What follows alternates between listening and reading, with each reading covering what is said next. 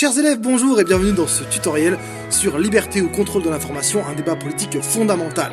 Nous sommes en première AGGSP et c'est le deuxième axe du thème sur les médias et l'information. Alors pour ceux qui ne connaissent pas, il y a Poupoule et il y a le Globe. C'est mes élèves au lycée, ils les connaissent tout le temps, on va les enlever mais c'était juste pour vous les présenter. Alors parlons maintenant de ce thème qui est un thème qui prête au débat.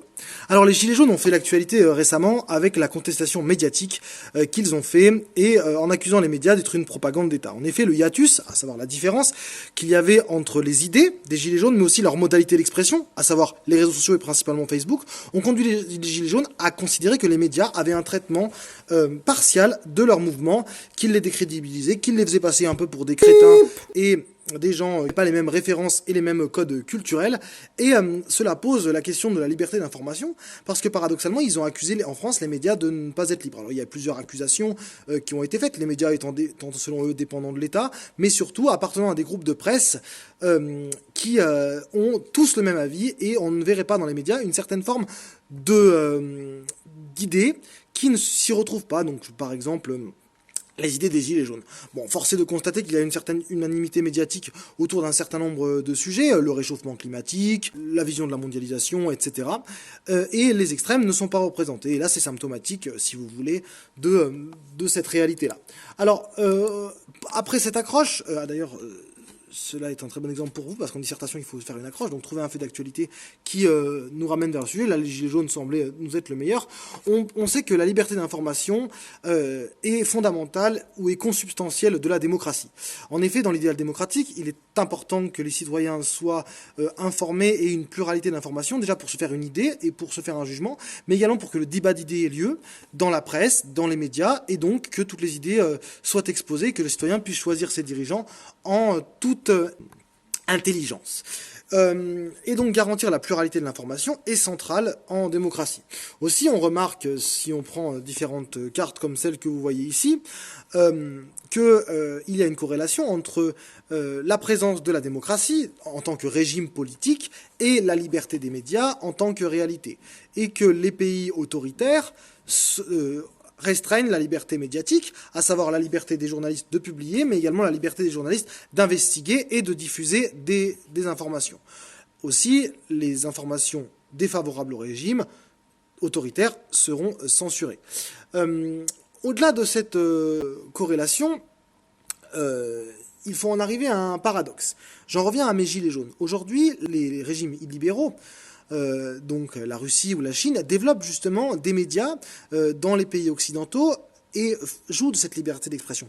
Par exemple, un média comme Sputnik News en France ou RT ont un certain succès, notamment dans les franges d'extrême droite, et jouent de cette liberté d'expression en disant être la parole de gens qui ne peuvent pas s'exprimer et en offrant sur la scène internationale le point de vue de la Russie, mais sur les questions sociétales, un point de vue hyper conservateur, notamment sur les droits des homosexuels, sur l'avortement, sur tout un tas de sujets qui montrent le point de vue de la Russie et développent son soft power. Donc ces pays-là jouent de la liberté d'expression et accusent paradoxalement les pays occidentaux de ne pas respecter la liberté d'expression en ne permettant pas l'expression de certaines idées, et eux se chargeant d'avoir cette liberté d'expression dans les pays occidentaux en diffusant ces idées-là par leurs propres médias.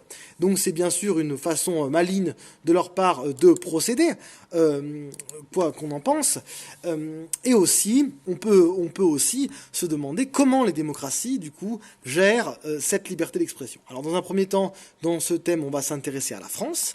En effet, on va voir l'histoire de la liberté d'expression en France. Et dans un deuxième temps, on verra la liberté d'expression en temps de guerre et comment les démocraties font en temps de guerre pour maintenir cette liberté d'expression. Bon tuto. Alors dans ce premier point sur liberté et contrôle de l'information, on va voir la liberté d'expression en France depuis le 19e siècle. Alors pourquoi c'est intéressant d'observer ce sujet? Tout simplement parce que après la Révolution française, qui se veut être un peu le fondement des démocraties modernes avec la Révolution anglaise, il y a un essor de la liberté d'expression au XIXe siècle au sens de liberté de presse, et plutôt au XXe siècle au sens de liberté médiatique. Cette liberté d'expression va être, selon les périodes, limitée ou totalement ouverte. Bref, il y a d'ailleurs des évolutions importantes. Alors, on peut distinguer deux périodes. Tout d'abord, au XIXe siècle, la mise en place de la République est relativement progressive, et c'est seulement la loi de 1881 qui garantit la liberté d'expression, au sens de liberté de presse.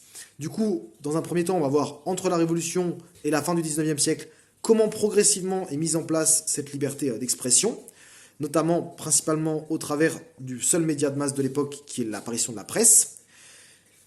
Et après, on verra dans un deuxième temps qu'au XXe siècle, continuité dans cette liberté d'expression, mais qu'il y a de nombreuses limites. Alors, on commence tout de suite par la période du 19e siècle. Alors déjà, commençons tout simplement par rappeler que la liberté d'expression débute avec la Révolution française. Ces principes fondamentaux sont écrits dans l'article 11, comme je le viens de signaler, et très rapidement, un certain nombre de journaux se développent. On peut prendre par exemple l'exemple du Père Duchesne, qui est le journal d'Hébert, qui sera le journal du parti montagnard, l'extrême gauche à la Convention, en 1792. Mais cette liberté d'expression débouche sur une forme de catastrophe, parce que même s'il y a beaucoup de titres, certains titres non régulés appellent au meurtre de royalistes, participent à l'essor de la terreur. Bref, dès la mort de Robespierre le 28 juillet 1794, cette liberté d'expression des journaux est vue comme la raison de la terreur et, entre guillemets, la cause du bordel.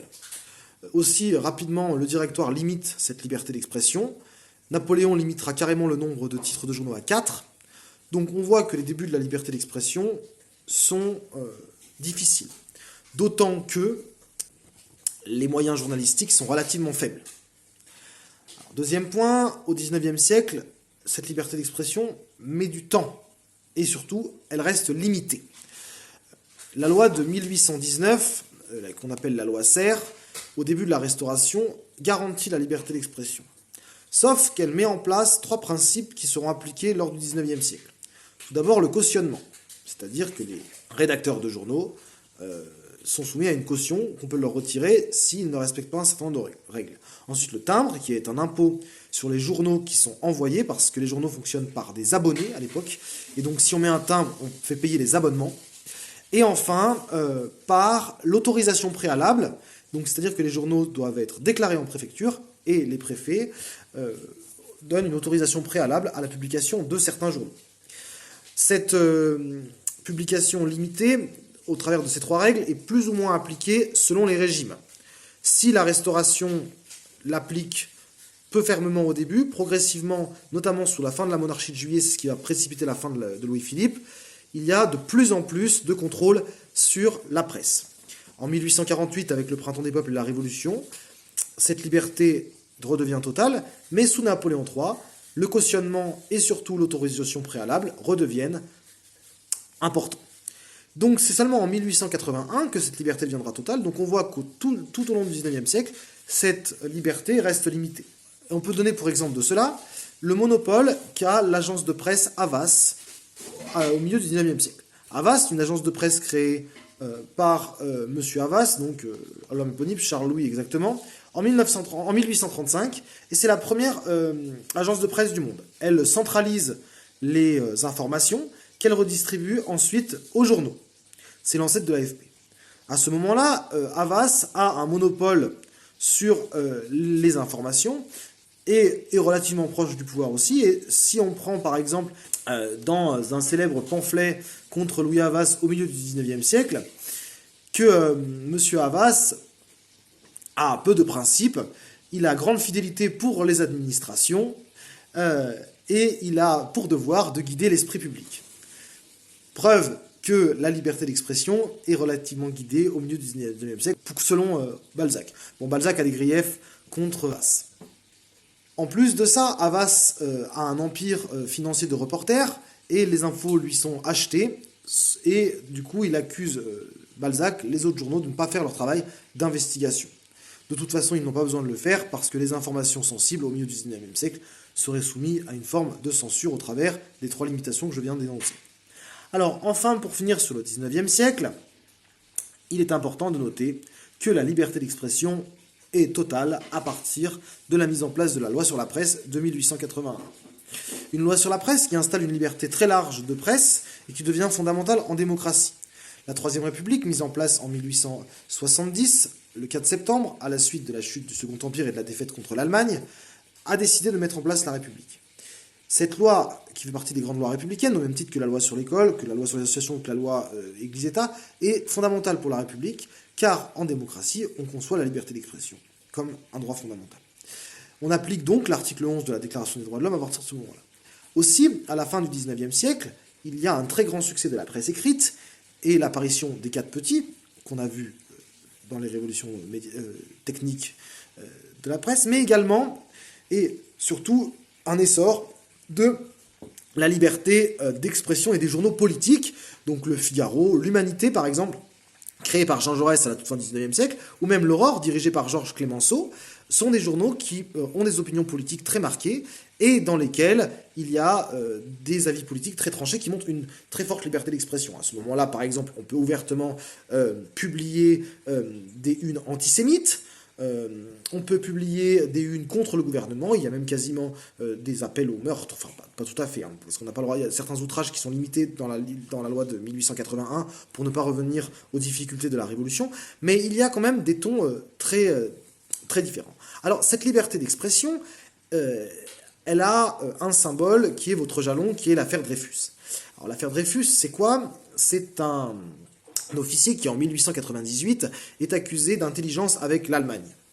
En réalité, cet officier, donc Alfred Dreyfus, est innocent et il n'est pas responsable de la fuite d'informations vers l'ambassade allemande. C'est une employée de ménage qui était bien sûr une espionne dans l'ambassade d'Allemagne qui avait découvert des papiers et une correspondance entre une taupe dans le service français d'espionnage qui a donné des informations à l'Allemagne. En fait, le coupable est Esterhazy, on le saura plus tard. Bref, mais les accusations contre Dreyfus se précisent, il est jugé un peu rapidement, et c'est bien sûr une erreur judiciaire, puisque il y a des faux qui sont faits pour accuser Dreyfus de la part de ses supérieurs, et par conséquent, il est accusé à tort.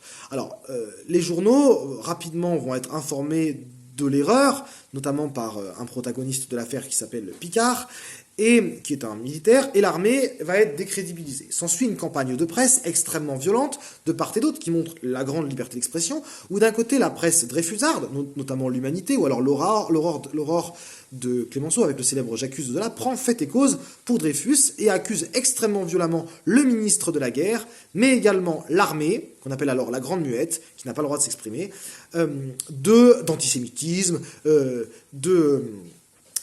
d'injustice, etc. Alors que de l'autre côté, la presse anti-dreyfusarde, bien sûr, conspue les juifs et les gauchistes qui veulent décrédibiliser l'armée et ridiculiser la France à son travers, alors que le climat est à la revanche contre l'Allemagne.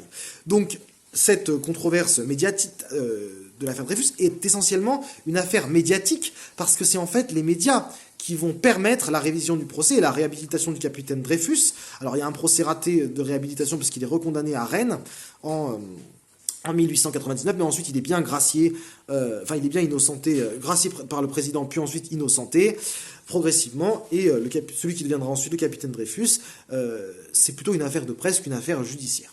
Donc voilà pour ce premier point. On voit que tout au long du XIXe siècle, la liberté de presse est devenue de plus en plus importante et qu'elle est devenue garantie. Et l'affaire Dreyfus montre bien le climat de liberté importante qu'il y a à la fin du XIXe siècle du point de vue de la presse. Alors dans un second temps, après l'affaire Dreyfus, et surtout la Première Guerre mondiale, il y a un changement majeur dans la liberté d'expression en France, c'est que les modes d'expression changent. La presse n'est plus le seul média et apparaissent progressivement la radio et la télévision.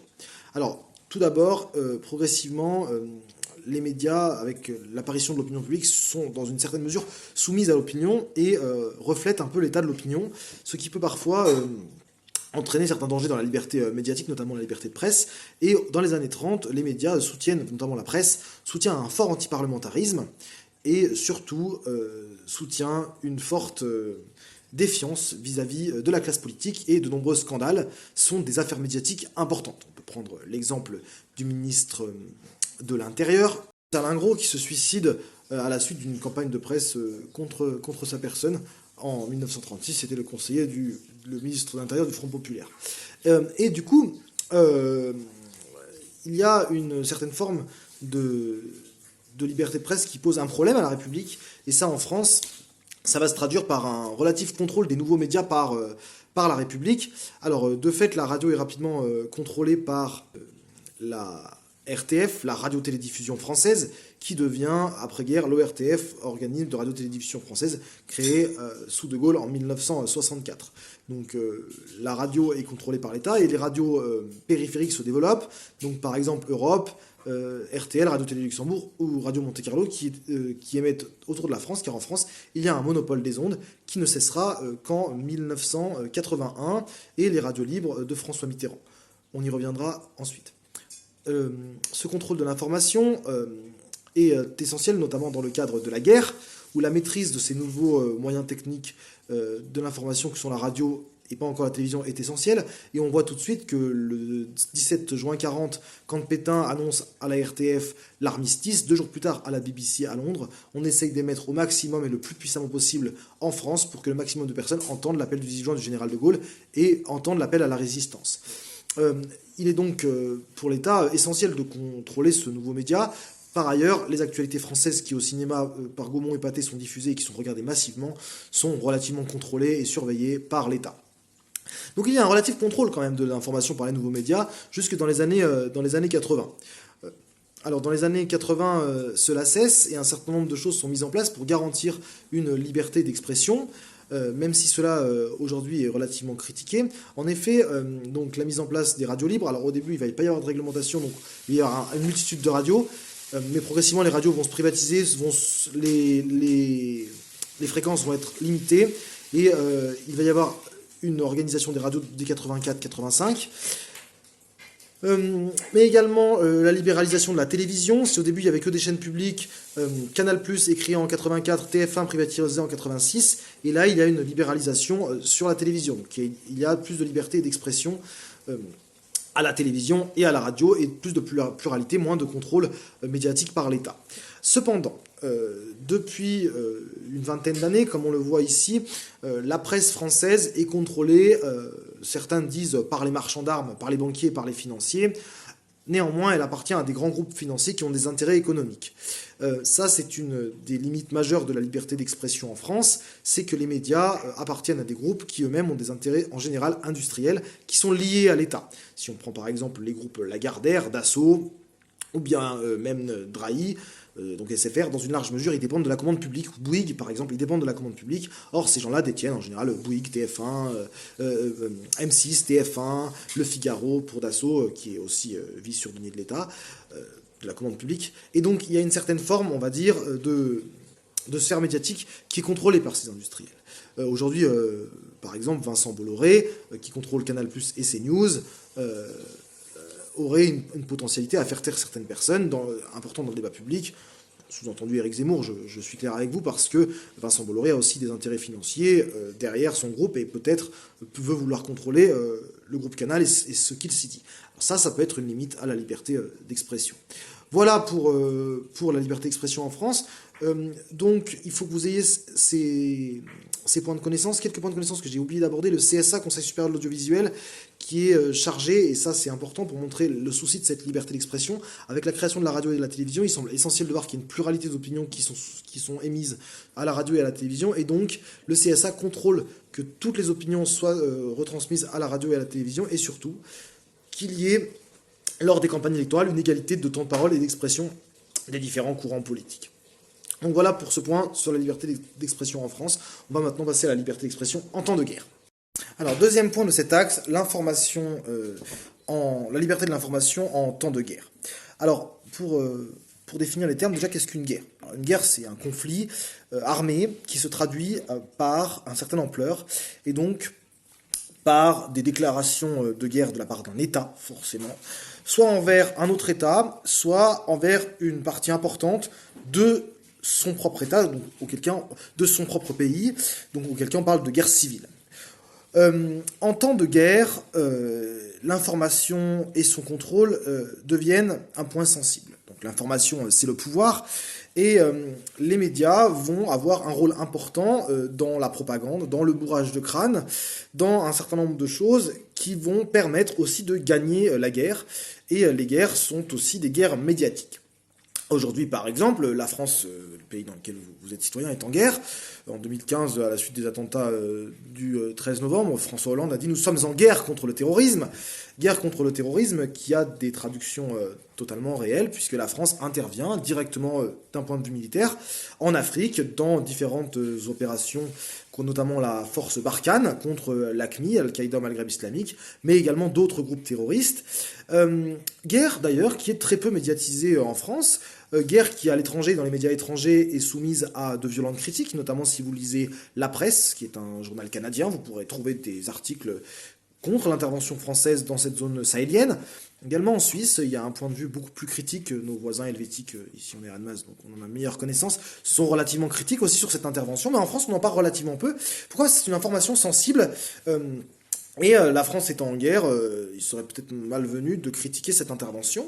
Alors on peut se demander si la liberté d'expression est suspendue en temps de guerre dans les démocraties et comment cela se passe. Alors tout d'abord, dans un premier temps, il y a pendant les périodes de guerre, il y a des formes de censure de la part des États qui interviennent, même dans les États démocratiques. C'est-à-dire que la sécurité nationale étant supérieure et l'intérêt collectif étant supérieur aux besoins de liberté d'expression, on limite la liberté d'expression. Alors ça a été le cas pendant la Première Guerre mondiale, où directement après le début de la guerre, donc le 4 août 1914, la censure est rétablie. Donc la censure, ça veut dire l'interdiction de certains journaux qui ne vont pas dans le sens, ou de certains articles qui ne vont pas dans le sens du pouvoir. La censure est interdite. Alors pendant la guerre 14, il n'y a pas tellement besoin de la censure, parce qu'en réalité, tous les journaux obéissent et sont hyper patriotiques contre l'Allemagne. Donc il n'y a pas trop de critiques qui sont émises, même lors des mutineries, ce ne sera pas trop médiatisé. Bon, l'humanité qui était contre la guerre se rallie à la guerre, du coup c'était aussi pour ça qu'on avait prévu la censure. En 1940, par contre, la censure est rétablie immédiatement avec le régime de Vichy dès la mise en place de ce régime, et il y a également une censure qui est mise en place. Alors on remarque quand même que pendant les deux jalons que vous devez étudier, à savoir la guerre d'Algérie et bien sûr la guerre du Vietnam, il n'y a pas de censure officielle qui est établie. Il y a plus une tentative de maîtrise de l'information de la part des États. D'ailleurs, il y a une certaine relative liberté d'expression sur la guerre d'Algérie, et l'humanité va avoir un point de vue, comme on le voit sur cette une, extrêmement négatif sur la guerre, bien qu'il y ait une unanimité des journaux français contre la guerre, et qui ne parlent d'ailleurs pas de guerre d'Algérie, bien sûr, mais d'événements d'Algérie. On ne parle pas de militaires du côté des Algériens, mais de rebelles ou de terroristes. Il y a donc tout un vocable qui nie l'existence de cette guerre, et c'est aussi pourquoi on n'a pas besoin d'établir la censure à ce moment-là. Alors ensuite, deuxième point qu'il faut noter, c'est que en temps de guerre, la neutralité n'est plus de mise devant l'exacerbation du conflit. En effet, les médias sont utilisés pour la propagande et pour le bourrage de crâne. Il s'agit de convaincre les masses de l'utilité de la guerre et du bienfait des interventions. Aussi, on va diffuser à des images chocs. C'est l'exemple de ces unes de Paris Match pendant la guerre d'Algérie, où on ne sait même pas où elle se trouve, mais qui montre des civils européens tués par des terroristes du FLN, et donc il est totalement légitime d'envoyer le contingent.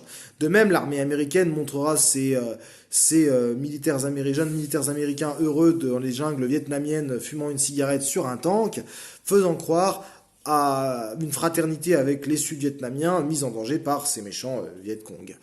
Aussi, il faudra bien du temps pour admettre que ces images sont une forme de propagande, ou si ce n'est d'autocensure de la part des journaux qui présentent les acteurs des faits d'un point de vue relativement partial. Par ailleurs, dans ces conflits et devant l'exacerbation du conflit, les journaux qui peuvent se montrer récalcitrants, comme par exemple l'Humanité, peuvent être également censurés s'ils ne vont pas dans le sens de la non-neutralité. Et le 12 novembre 1950, l'Humanité est censurée et même saisie parce qu'elle a donné des informations en faveur de l'indépendance, 1960, en faveur de l'Algérie. Donc, souvent, les médias, en temps de guerre, préfèrent l'autocensure et le fait d'être partisan, mais aussi pour gagner de l'argent et pour ne pas être supprimé, parce qu'un média, c'est aussi une entreprise médiatique, et la censure ou l'interdiction du média entraîne des pertes financières, et souvent, on a tendance à suivre pour vendre. Enfin, dans un dernier point, on peut également noter que en temps de guerre, il y a un problème de liberté d'expression du point de vue de la possibilité d'information et surtout la possibilité de tri des informations. En effet, en temps de guerre, on fait face à un afflux d'informations monumental. Alors, dans le cas de certains conflits, les afflux d'informations vont de la part des deux côtés. C'était le cas, par exemple, dans le conflit récemment en Syrie, où les Russes et les médias russes émettaient un nombre d'informations énormes, et les médias occidentaux émettaient un nombre d'informations énormes sur les armes chimiques, etc. Et donc il y a une hypermédiatisation du conflit, et il est impossible de trier le vrai du faux et d'aller vérifier ce qui est possible de vérifier. De même, pendant la guerre en Irak, là c'était l'inverse, il y avait une unanimité des journaux pendant la guerre du Golfe en 92 pour l'intervention en Irak, et cela a posé cette hypermédiatisation du conflit entraîne un problème de partialité et de couverture objective des faits. Enfin, dernier problème, c'est que souvent les journalistes ne sont pas présents sur les zones de conflit, et les informations sont sinon filtrées par l'armée, des fois viennent directement des armées, et lors des conflits militaires, les journalistes sont les premières victimes, journalistes libres et indépendants, ou alors opposants qui pourraient amener une information différente, sont les premières victimes. Et par exemple, en 2018, 80 journalistes ont été assassinés sur une zone de conflit. Donc, et 348 sont en détention. Alors, ça montre la difficulté de couverture des conflits. Donc voilà, l'information en temps de guerre est une chose difficile. La liberté d'information en temps de guerre est une chose difficile. Et on voit que les États tentent de contrôler pour leur sécurité ces informations, que parfois il y a une petite interstice de liberté d'expression, mais qu'il est quand même bien difficile de voir les vérités au moment même du conflit du fait de l'hypermédiatisation. Alors, pour conclure sur ce point, la liberté et le contrôle de l'information sont des points sensibles de la démocratie, parce que sans liberté d'expression, il n'y a pas de démocratie. Cependant, la démocratie doit aussi se protéger de cette liberté d'expression trop importante dans les périodes de guerre quand elle est mise en danger, pour ne pas laisser place à des informations qui pourraient nuire à l'intégrité de l'État et à la sécurité nationale. Et finalement, on en revient à notre dilemme du début, où les États autoritaires utilisaient la liberté d'expression dans les démocraties occidentales, et il est dans les démocraties occidentales un curseur de la liberté d'expression qu'il faut savoir ajuster pour préserver ces démocraties. Voilà pour ce tuto, j'espère que vous en avez tiré le maximum de connaissances. À bientôt pour un nouveau tuto.